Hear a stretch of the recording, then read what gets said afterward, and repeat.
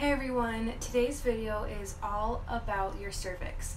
If you've ever read into menstrual cups or done your research, you have probably heard a lot of cervix talk, and you've probably heard that it's super important to know whether your cervix is high or low to determine which type of menstrual cup to start with.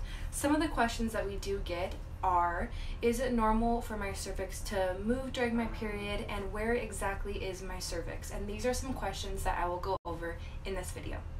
Before we go any further, let's talk about what exactly a cervix is. A cervix is the lower part of your uterus, and it forms the passageway from your uterus to your vagina.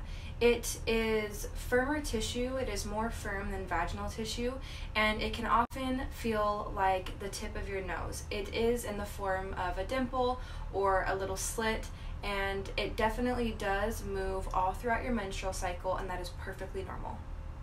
To determine whether or not you have a high or low cervix, it's important to know how to find your cervix.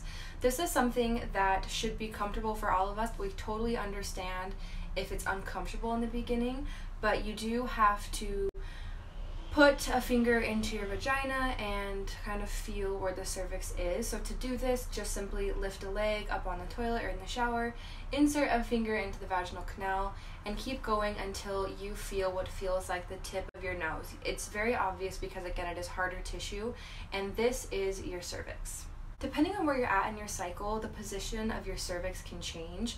If you're ovulating, your cervix can be higher, softer, and a little bit harder to find. And then when you're menstruating, there's also different changes that it goes through. And I will be going over all the different changes that you will experience within your menstrual cycle. Your cervix position during menstruation is, again, different than it is after menstruation, and during your period, your cervix is often low, firmer to the touch, and the opening is a little bit bigger to allow blood flow to escape.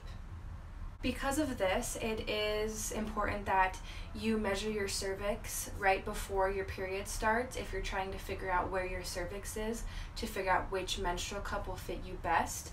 And some women have found out that their cervix is still high during their period, in which case they would just want to stick with a cup that is good for a high cervix.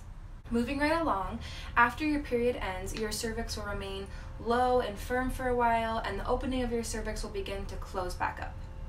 During ovulation, in the days leading up to ovulation, increased levels of estrogen cause cervical tissue to soften, and the cervix begins to prepare for conception by becoming softer, higher, and more open. At this point, your cervix might feel more like your lips, and it may be harder to find as your body is preparing for a potential pregnancy. So these are really important signs to look for if you are trying to conceive. During ovulation, our body is at its most fertile. Your cervix at this point is very high, wet, soft, and open. It's often referred to as SHO, soft, high, open, and wet. This is to allow sperm to easily pass through to cause a pregnancy. After ovulation, your estrogen levels decrease again, causing your cervix to again become firm and lower in your body. And last, if you become pregnant, your cervix position will very likely stay high and closed, and it will not be as open as it was during ovulation. I hope the information in this video was helpful when it comes to trying to kind of understand your body and your cervix and what the different changes mean. If you have any additional questions about your cervix position, or if you need any help figuring out which Pixie cup will fit correctly for you given your cervix position, please reach out to us and we'd be more than happy to help you.